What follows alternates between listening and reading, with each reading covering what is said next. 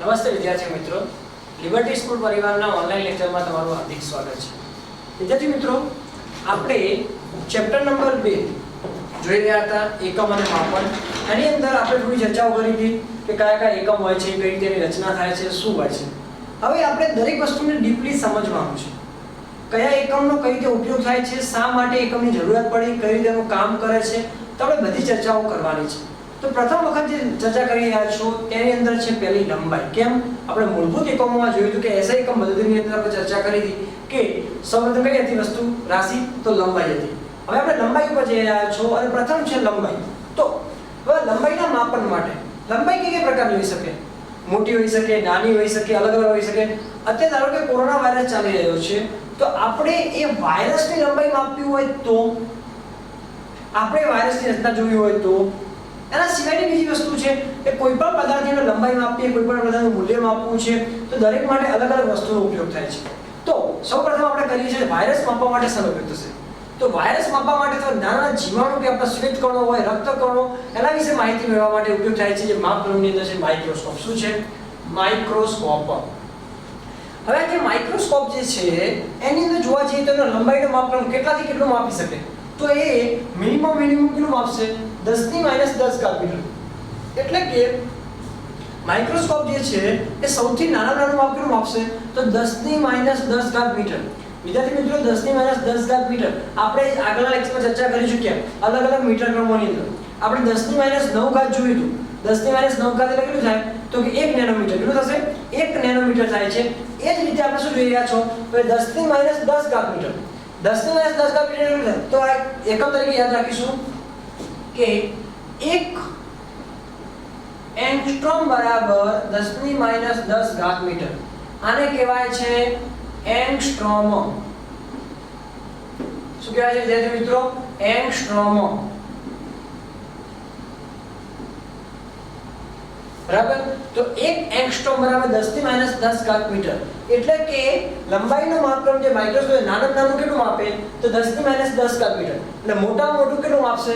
તો 10 ની -8 ઘાત મીટર. એટલે કે સૌથી જોવા જઈએ તો આપણા માટે પોઈન્ટ એ થાય કે માઇક્રોસ્કોપની લંબાઈનો માપક્રમ કેટલો? પરીક્ષામાં તમને પૂછે છે કે માઇક્રોસ્કોપની લંબાઈનો માપક્રમ કેટલો? તો 10 ની -10 ઘાત મીટર થી કેટલું છે?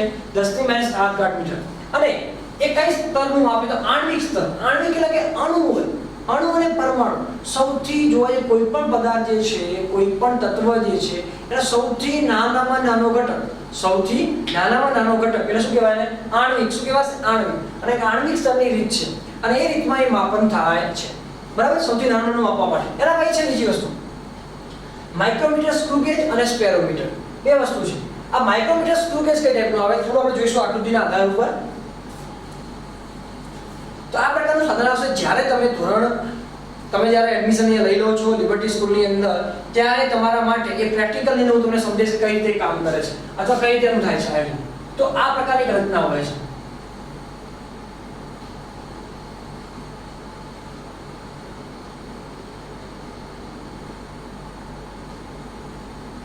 આ પ્રકારનું એક સાધન આવશે. અહીંયા સ્ક્રૂ એક આવેલો હશે, અહીંયા બધા માપક્રમ આવેલા હશે. બરાબર? અહીંયા એક ભાગ હશે. બરાબર? અહીંયા એક ચાકી ટાઈપનો એક ભાગ હશે, આ રીતે ગોળ રાઉન્ડ વાળો. અહીંયા કઈ માપક્રમ આવેલા હશે અને આના આધારે આપણે એની માપણી કરી શકીએ છીએ. તો વિદ્યાર્થી મિત્રો, આ ટાઈપનો એક સ્ક્રૂ ગેજ આવે છે. જ્યારે તમે અહીં આવશો ત્યારે તમને ભણવા મળશે. બરાબર? અને બીજી વસ્તુ છે સ્પેરોમીટર. તો સ્પેરોમીટર તમારી સામે જ છે કે આ છે તમારું સ્પેરોમીટર. તમે જોઈ શકો છો વિદ્યાર્થી મિત્રો, આ છે સ્પેરોમીટર. તમે આના દ્વારા માપન કરી શકો છો. હવે કઈ રીતે કામ કરે છે? તો આ રીતે કોઈ સપાટી ઉપર રાખવામાં આવે અને આ રીતે ઉપરની ચાકી ફેરવામાં આવે તો એના દ્વારા તમે માપન કરી શકો છો કે આ પદાર્થની જાડાઈ કેટલી હશે, એની ઊંચાઈ કેટલી હશે, તો તમે એનું માપન કરી શકો છો. તો કેટલું માપી શકે?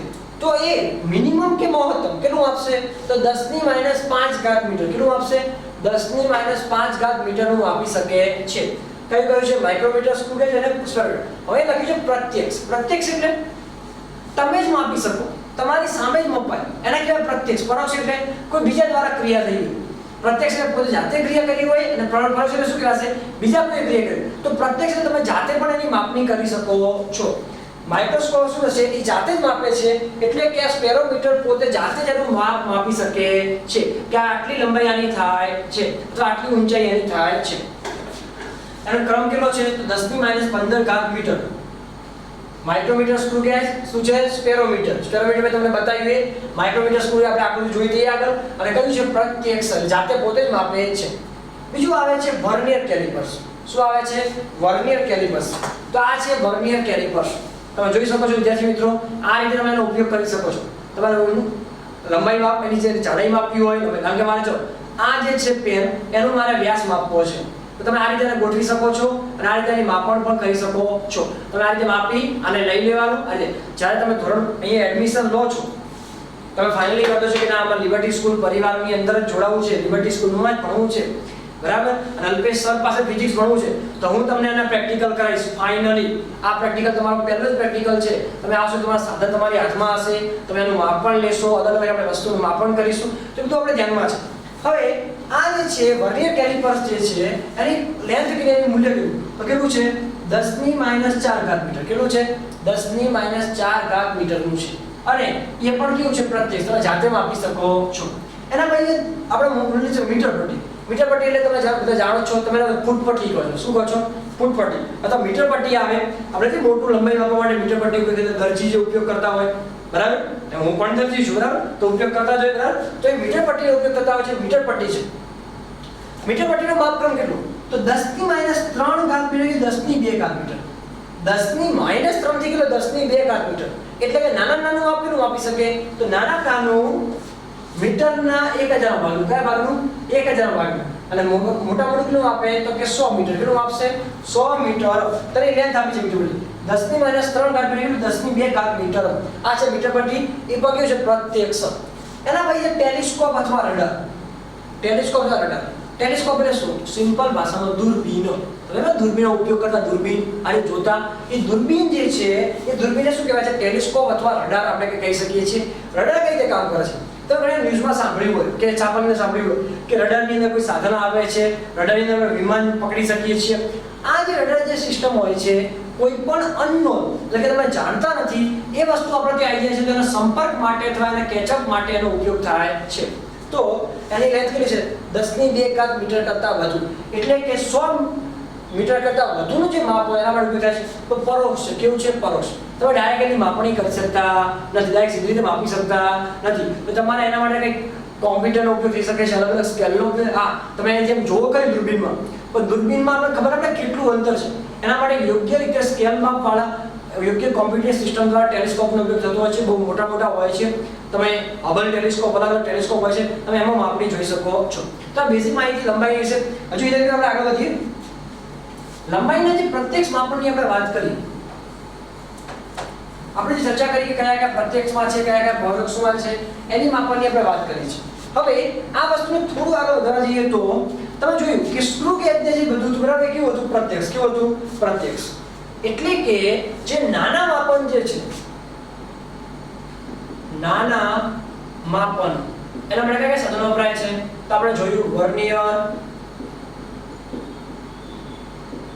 કેલિપર્સ માઇક્રોસ્કોપ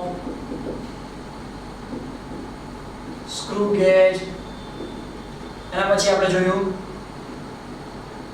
સ્પેરોમીટર કે મીટર પટ્ટી. નાના માપો આપવા હોય જે લિમિટમાં હોય જે સૌથી નાના હોય ઘણા મોટા ના હોય આ બધા માપન માટે આ બધી કઈ પદ્ધતિ વપરાય છે તો પ્રત્યક્ષ. કઈ પદ્ધતિ વપરાય છે પ્રત્યક્ષ એટલે કે આપણે જાતે એને માપી શકો છો જાતે જે સાધન દ્વારા ઉપયોગ કરી શકો છો.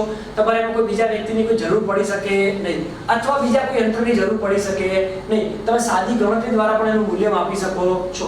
આ સાધન ઉપયોગ કરો જસ્ટ ઉદાહરણ તરીકે કરીએ કે સાધનનો ઉપયોગ કર્યો આ ઢક્કણ જે છે હવે આ જે ઢક્કણ છે મારે એની અંદરની વ્યાસ માપો શું માપો છે વ્યાસ તો હું આ રીતે બસ આ લગાવી આ રીતે એનું માપ કરું જાતે પણ એનું મૂલ્ય માપી શકું છું. તો આવી કોઈ પણ વસ્તુ જે છે આપણા માટે જે ઉપયોગી છે ઉપયોગી એટલે આપણે સીધી રીતે માપી શકીએ છીએ એવા સાધનો કયા છે તો તમને એવું કે પ્રત્યક્ષ માપનો માટે કયા માપવા માટે પ્રત્યક્ષ માપનો માટે કયા સાધનોનો ઉપયોગ થાય છે તો પ્રત્યક્ષ માપનના સાધનો કયા છે vernier callipers microscope screw gauge spherometer કયા છે મીટર પટ્ટીનો ઉપયોગ થાય છે તો સેતના સાધનો છે. પણ પરોક્ષ રીતે તો અવકાશીય માપનો માટે અવકાશીય માપનો એટલે કે આપણે આપણે ચંદ્ર અને સૂર્ય વચ્ચેનું અંતર, પૃથ્વી અને સૂર્ય વચ્ચેનું અંતર, પૃથ્વી અને ચંદ્ર વચ્ચેનું અંતર, પૃથ્વી અને બીજા ગ્રહો વચ્ચેનું અંતર, બરાબર? આ બધા અંતરો માપવા માટે કે અવકાશીય અથવા આપણે બીજી રીતે જોવું હોય કે ઉપગ્રહ આપણે કોઈ છોડે છે, આર્યભટ્ટ નામનો ઉપગ્રહ હતો, રોહિણી નામનો ઉપગ્રહ હતો, એ ઉપગ્રહ જ્યારે આપણે છોડીએ છીએ તો એનું અંતર પૃથ્વીથી કેટલું એ માપવા માટે કઈ પદ્ધતિ વપરાય છે? પરોક્ષ પદ્ધતિ. કઈ વપરાય છે? પરોક્ષ પદ્ધતિ. પરોક્ષ પદ્ધતિના સાધનનું નામ શું જોયું? તો કે ટેલિસ્કોપ, બીજું કયું હતું વિદ્યાર્થી મિત્રો? રડાર. તો આ બંને સાધનોની ચર્ચા કરી ચૂક્યા છો. આ બંને સાધનો આપણા માટે બહુ અગત્યના છે અને સાધનો દ્વારા આપણે કોઈ પણ માપન કરી શકીએ છીએ. તો તમને જરૂર લાગે તો 1 મિનિટ માટે લખી દો, જોઈ લો અને લખી દો. ચલો ફટાફટ તમને ટાઈમ આપું છું 1 મિનિટ. ચલો આ પ્રશ્ન લખી દો. પ્રત્યક્ષ માપનો અને પરોક્ષ માપન માટેની પદ્ધતિ માટે.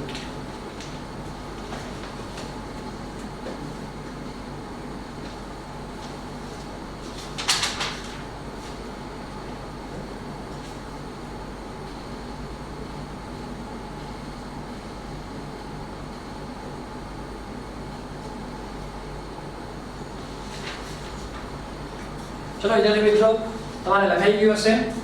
તો વિદ્યાર્થી મિત્રો આજના લેક્ચરથી આટલું રાખીએ છીએ આપણે.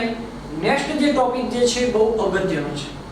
અગત્યનો એટલા માટે છે કે પરીક્ષાની દ્રષ્ટિએ તમારી પહેલી પરીક્ષા ગણો કે બીજી પરીક્ષા ગણો કે છેલ્લી પરીક્ષા ગણો, બરાબર, વાર્ષિક પરીક્ષા, આ દરેક પરીક્ષાની અંદર બહુ પૂછાતા પ્રશ્નોમાંથી એક છે. અને બીજી વસ્તુ એ છે કે આ પ્રશ્ન એટલા માટે અગત્ય થશે, નેક્સ્ટ જે આવી રહ્યો છે બહુ ઇમ્પોર્ટન્ટ છે, બહુ મજા આવશે અને તમારે 100% ગેરંટી કે જો તમે એકવાર આ પ્રશ્ન એક કરજો તમારે ગણી લો કે તમારે પહેલી પરીક્ષામાં 5 માર્ક્સ ફાઇનલ, 2 માર્ક્સની થિયરી કે 3 માર્ક્સની થિયરી અને 2 કે 3 માર્ક્સનો દાખલો ફાઇનલી પૂછાય તો 100% તમારા 5 માર્ક્સ ફાઇનલ. એટલી અગત્ય છે. તો થેન્ક યુ વેરી મચ.